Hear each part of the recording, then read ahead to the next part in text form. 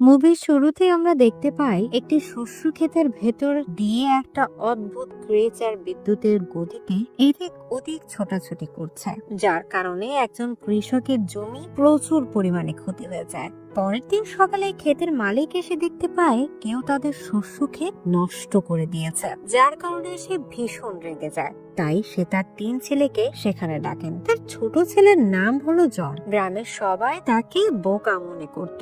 তখন জনের বাবা বলেন, আজ রাতে তোমাদের এই শস্যকে পাহারা দিতে হবে, যাতে করে তোমরা সেই জিনিসটাকে ধরতে পারো যেটা কিনা আমাদের ফসল নষ্ট করছে। কিন্তু এখানে জনের 2 ভাই জনকে বোকা বানিয়ে এই কাজটি তাকেই করতে বলে। এবার জনও বোকাশোকা হওয়ার কারণে সে রাজি হয়ে যায়। এরপর রাতের বেলা জন পাহারা দেওয়ার জন্য রেডি হতে শুরু করে। কিছুক্ষণ পর জন যখন একা বসে শস্য ক্ষেত পাহারা দিচ্ছিল, ঠিক সেই সময় সে একটি অদ্ভুত আওয়াজ শুনতে পায়। সে পেছনে ঘুরতে দেখতে পায় তার সামনে একটা বিশাল বড় সাদা রঙের ঘোড়া দাঁড়িয়ে আছে। ঘোড়াটি দেখে সে খুবই অবাক হয়ে যায়, আর তখন সে বুঝতে পারে যে তাদের শস্য ক্ষেত এই ঘোড়াটাই নষ্ট করেছে। তাই সে ঘোড়াটিকে ধরার জন্য একটি দড়ি দিয়ে ফাঁদ বানিয়ে ঘোড়াটির দিকে ছুঁড়ে মারে। কিন্তু তখন ঘোড়াটি পালাতে শুরু করে। ঘোড়াটিকে আটকানোর জন্য সে দড়ি ধরে রাখে, কিন্তু সে ঘোড়াটিকে আটকাতে পারে না। তারপর সে দড়িটি ধরে ঘোড়াটির পেছন পেছন যেতে থাকে, যার ফলে শস্য ক্ষেতের ফসল অনেক বেশি পরিমাণে নষ্ট হয়ে যায়।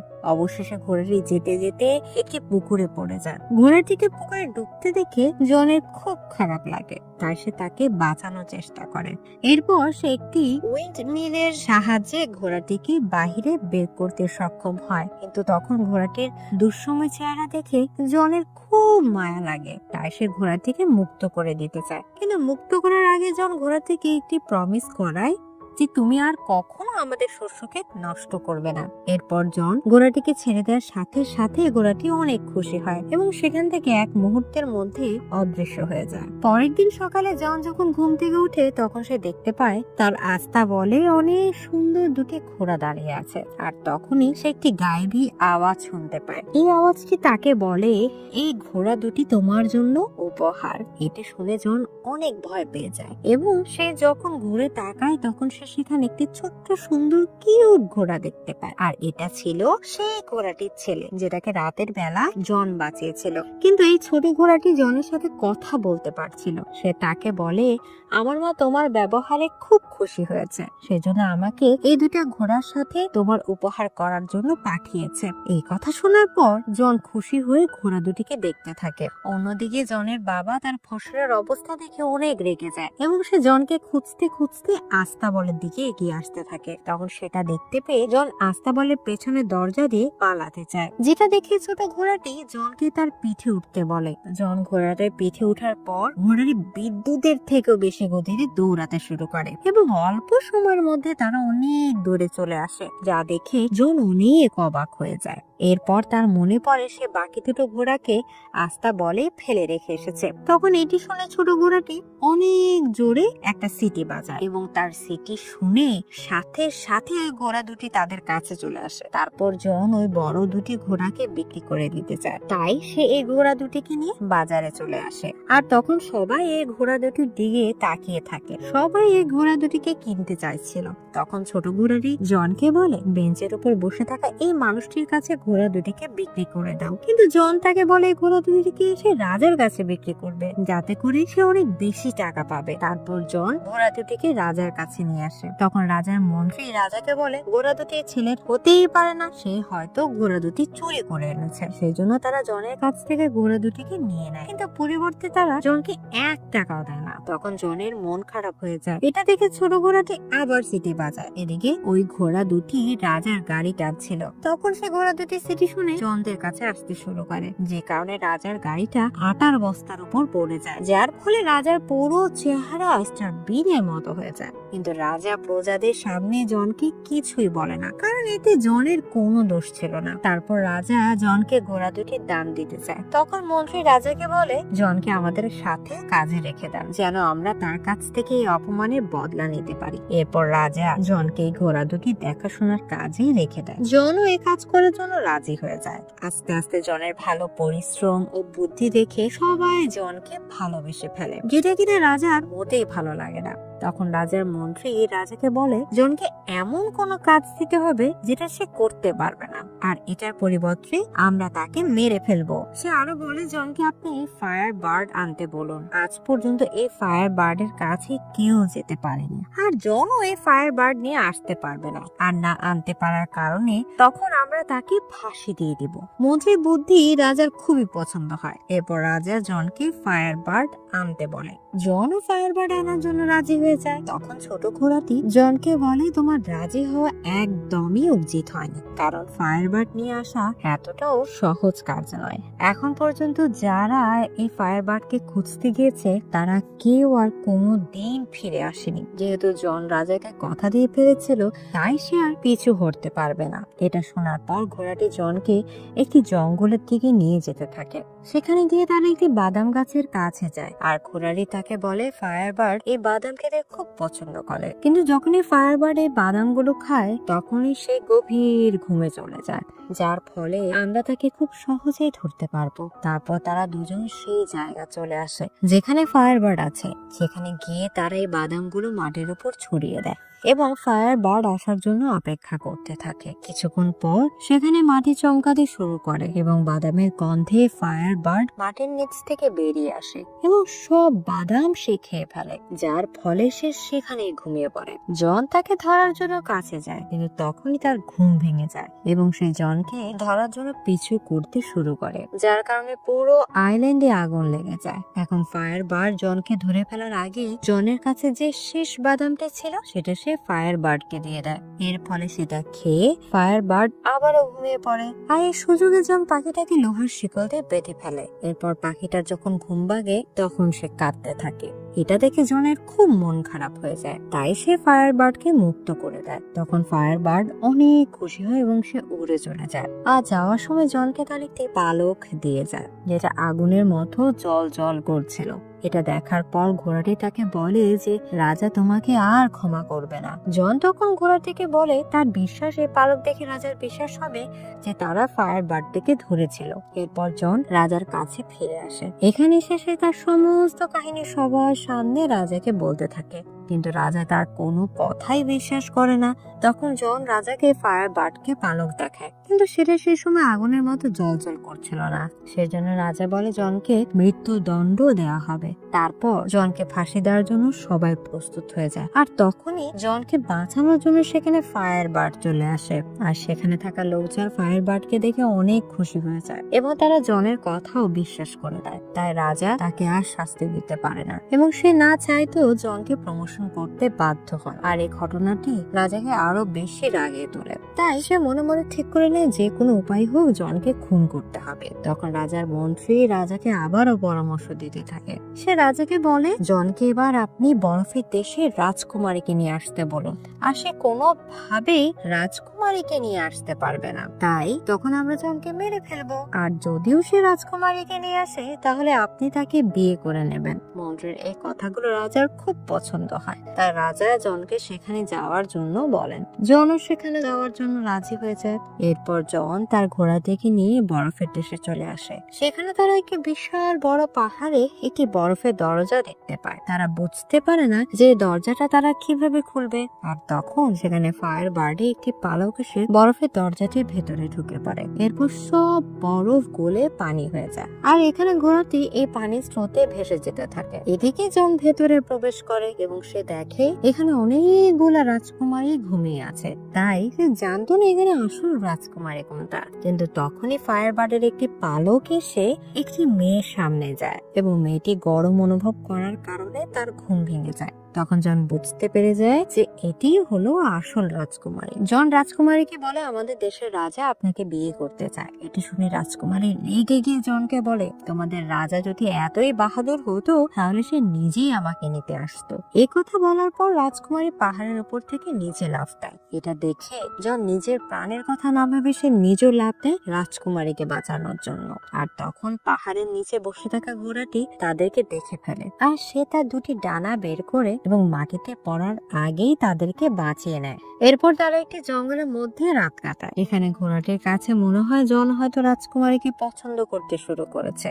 তাই সে জনকে বলে, যদি রাজা এই ব্যাপারে জানতে পারে তাহলে তোমার জন্য সমস্যা আরো বেড়ে যাবে। আর সেই সময় রাজকুমারী গোপনে তাদের কথা শুনে ফেলে, আর তার কাছেও মনে হয় যে সেও জনকে পছন্দ করতে শুরু করেছে। পরের দিন সকালে জন রাজকুমারীকে নিয়ে রাজ্যে ফিরে আসে, আর সেখানে থাকা লোকজন সুন্দর এই রাজকুমারীকে দেখে সবাই জনের প্রশংসা করতে শুরু করে। কিন্তু রাজা যখন জনকে জীবিত দেখতে পায় তখন তার রাগ আরো বেড়ে যায়, কারণ সে এবারও জনকে মারতে পারবে না।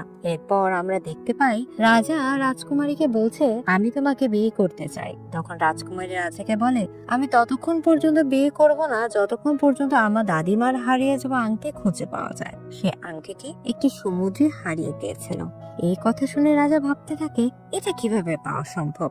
আর তখনই সেখানে জন চলে আসে এবং রাজা তাকে সেই হারিয়ে যাওয়া আংটিটি খোঁজার দায়িত্ব দিয়ে দেয়। কিন্তু জন জানতো না আসলে এই আংটিটি সমুদ্রের ঠিক কোথায় আছে। তাই জন ঘোড়াটিকে সেই আংটি সম্পর্কে জিজ্ঞেস করে, কিন্তু ঘোড়াটিও এই আংটি সম্পর্কে কিছুই জানতো না। সেজন্য ঘোড়াটি তার মায়ের সাহায্য নেয়। তখন তার মা তাকে বলে, এই আংটিটি একটি বিশাল তিমি মাছের পেটে আছে, আর সেই তিমি মাছটি আছে সমুদ্রের গভীরে একটি দ্বীপের মধ্যে। আর এই কথা শোনার পর জন ঘোড়াটির সাথে সেই দ্বীপে যাওয়ার রওনা দেয়। কিন্তু যেতে যেতে জনের সামনে কিছু পাখি চলে আসে, তাই সে সমুদ্রে পড়ে যায়। আর তখন তারা বুঝতে পেরে যায় তারা সমুদ্রের সেই জায়গাটিতে এসে গিয়েছে যেখানে সেই তিমি মাছটি আছে। জন তখন জলের নিচে অনেকগুলো মোটা মোটা শিকল দিয়ে সেই বিশাল তিমি মাছটিকে আটকে থাকতে দেখে, যার ফলে তিমি মাছটি এক বিশাল আইল্যান্ডে পরিণত হয়েছে। এরপর জন তিমি মাছের কাছে জানতে চায়, তোমাকে কে এভাবে আটকে রেখেছে? এই কথা শোনার পর তিমি মাছের চোখে পানি চলে আসে এবং তিমি মাছটি জনকে বলে সে কিছু জাহাজকে খেয়ে ফেলেছিল, যার কারণে বাকি নাবিকরা তাকে এভাবে শিকল দিয়ে বেঁধে রেখেছে। তবে এখন সে তার ভুল বুঝতে পেরেছে, তাই সে তার ভুলের মাসুল দিতে চায়। তখন জনের মাথায় একটি বুদ্ধি আসে, তাই সে ঘোড়াটিকে সাথে নিয়ে তিমি মাছের নাকের ভেতর যেতে থাকে, যাতে করে তিমি মাছটি যেন হাঁচি দেয়। এরপর যখন তিমি মাছটি হাঁচি তোলে তখন তার শিকল ছিঁড়ে যায় এবং সমস্ত জাহাজ তার পেট থেকে বাইরে বেরিয়ে আসে।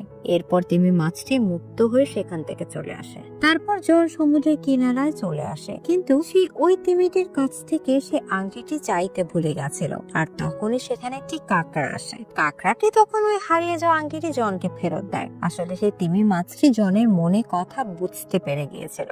এরপর জন আংটিটি নিয়ে রাজ্যে ফিরে আসে। তারপর সে রাজকুমারীর কাছে আংটিটি নিয়ে যায়। আংটি দেখে রাজকুমারী অনেক খুশি হয়ে যায় এবং সে বুঝে যায় জন তার জন্য সবকিছুই করতে পারবে। এদিকে রাজা এবং মন্ত্রী দূরবীনের সাহায্যে ঘোড়াটিকে দেখতে পায়। যখন তারা ঘোড়াটিকে কথা বলতে থাকে তখন তারা ঘোড়াটিকে শয়তান মনে করে, আর তখনই রাজা ঘোড়াটির উপর গুলি করে দেয়। কিন্তু ভাগ্যক্রমে ঘোড়াটি এখানে বেঁচে যায়। এরপর রাজা জনের উপর রাজকুমারীকে কিডন্যাপ করার আরোপ লাগায়। তখন জনকে তার চাকরি থেকে বের করে দেওয়া হয় এবং তাকে কারাগারে বন্দী করে রাখা হয়। আর ঘোষণা করে দেওয়া হয় কিছুদিনের মধ্যে জনকে ফাঁসি দেওয়া হবে। এই কথা শুনে রাজকুমারী একটা প্ল্যান বানায় এবং সে রাজাকে বলে, আমাকে বিয়ে করতে হলে তোমাকে আলাদা আলাদা 3টি পাত্রে গোসল করতে হবে, যেখানে প্রথম পাত্রে ফুটন্ত গরম পানি থাকবে, আর দ্বিতীয় পাত্রে বরফের মতো ঠান্ডা পানি থাকবে, এবং তৃতীয় পাত্রে ফুটন্ত দুধ থাকবে। আর এই 3টি পাত্রে গোসল করতে পারলে সে আবারও যুবকে পরিণত হয়ে যাবে। কিন্তু রাজার কাছে এসব কথা অবিশ্বাস্য মনে হচ্ছিল। আর তখন সেখানে রাজার মন্ত্রী এসে রাজাকে বলে যে এই সব কিছু আগে জনের উপর পরীক্ষা করা হোক। এদিকে এটি শুনে রাজকুমারী তাড়াতাড়ি করে ঘোড়াটির কাছে যায় এবং সমস্ত কথা ঘোড়াটিকে খুলে বলে। আর সে আরো বলে, এখন জনকে বাঁচাতে হলে ফুটন্ত গরম পানিতে আমার দাদিমার আংটি দিয়ে দিতে হবে, আর দ্বিতীয় পানিতে যেটিতে বরফের মতো ঠান্ডা পানি থাকবে সেতে ফায়ার বার্ডের পালক দিয়ে দিতে হবে, আর তৃতীয়টিতে বেতের ফ্লাওয়ার দিয়ে দিতে হবে। কিন্তু প্রথম দুটি জিনিস সম্পর্কে তারা জানলেও তৃতীয় ফুলটি সম্পর্কে ঘোড়াটি কিছুই জানতো না। তাই ঘোড়াটি ওই ফুলের সম্বন্ধে তাকে জিজ্ঞেস করে, আর রাজকুমারী তখন বলে দেয় যে এই ফুল দুনিয়ার শেষ প্রান্তে রয়েছে। তারপর ঘোড়াটি এই ফুলটি আনার জন্য বিদ্যুতের গতিতে দুনিয়ার শেষ প্রান্তে চলে যায় আর সেখানে সে বেতের ফুল পেয়ে যায়। কিন্তু ঘোড়াটি জানতে পারে এই ফুল যে তুলবে সেই মারা যাবে, তাই ঘোড়াটি নিজের জীবন পরোয়া না করে তার বন্ধুকে বাঁচানোর জন্য সে ফুলটি তুলে ফেলে। এদিকে দেখা যায় রাত্রে 3টি বড় পাত্র নিয়ে আসা হয়েছে। প্রথমটিতে ফুটন্ত গরম পানি, দ্বিতীয়টিতে বরফের মতো ঠান্ডা পানি এবং তৃতীয়টিতে ফুটন্ত দুধ রাখা আছে। আর তারপর রাজা সবার সামনে জনকে নিয়ে আসে আর বলে যদি 3টি পরীক্ষায় জন পাশ করতে পারে তাহলে তাকে ছেড়ে দেওয়া হবে। তারপর জনকে ফুটন্ত গরম পানিতে ফেলে দেওয়া হয় আর তখনই রাজকুমারী তার দাদিমার আংটিটি গোপনে সেই পাত্রে ফেলে দেয়। এর ফলে জন প্রথম পাত্র থেকে বরফের থাকা দ্বিতীয় পাত্রে পড়ে যায়। আর এটা যখনই ফায়ারবার্ড দেখে তখন সে জোরে জোরে চিৎকার করতে থাকে। আর তখনই তার চিৎকার শুনে ফায়ারবার্ডের পালক, যেটা কিনা রাজা একটি বক্সে আটকে রেখেছিল, সেটা দিয়ে তৃতীয় পাত্রে পড়ে যায়, যার কারণে আবার জনের প্রাণ বেঁচে যায় এবং সে তৃতীয় পাত্রে পড়ে যায়, যে পাত্রে ফুটন্ত দুধ রয়েছে। কিছু সময় ধরে জন তৃতীয় পাত্রের ভেতর থাকে, যার ফলে সবাই ভাবতে থাকে জন হয়তো মারা গিয়েছে। সব প্রজাদের খুব মন খারাপ হয়ে যায়, কারণ তারা সবাই জনকে খুব ভালোবাসতো। আর তখনই সেখানে সে ঘোড়াটি চলে আসে আর বেতের সেই ফুলটিকে তৃতীয় পাত্রে ফেলে দেয়। এরপর জন ফুটন্ত দুধ থেকে একজন রাজকুমারের সাথে বাইরে বেরিয়ে আসে, যা দেখে সব প্রজারা খুব খুশি হয়ে যায়। এটি দেখে রাজা প্রথম পাত্রে লাফ দেয় আর কিছু সময়ের মধ্যে সে একটি বাবলের ভেতরে বন্দি হয়ে উপরে উঠে আসে আর সেটা রাজাকে নিয়ে ওখান থেকে চলে যাচ্ছিল, যা দেখে সব প্রজারা হাসতে শুরু করে, কারণ এই রাজাকে তারা কেউ খুব একটা পছন্দ করতো না। এরপর সবাই জনকে এখানকার রাজা বলে মেনে নেয়। তারপর জনও রাজকুমারীকে বিয়ে করে নেয়। এদিকে ঘোড়াটিকে দেখানো হয় সে ভাবতে থাকে সে হয়তো আর বাঁচবে না, কিন্তু তখন রাজকুমারী তাকে বলে তুমি মারা যাবে না, এটা একটি পরীক্ষা ছিল যাতে তুমি পাশ করে ফেলেছো। আর এখানেই এই মুভিটি শেষ হয়ে যায়। তো বন্ধুরা, মুভিটি কেমন লাগলো অবশ্যই কমেন্ট করে জানাবেন এবং চ্যানেলটি সাবস্ক্রাইব করতে ভুলবেন না। তো আবার দেখা হবে নতুন ভিডিওর সাথে, নতুন কোনো গল্পের সাথে।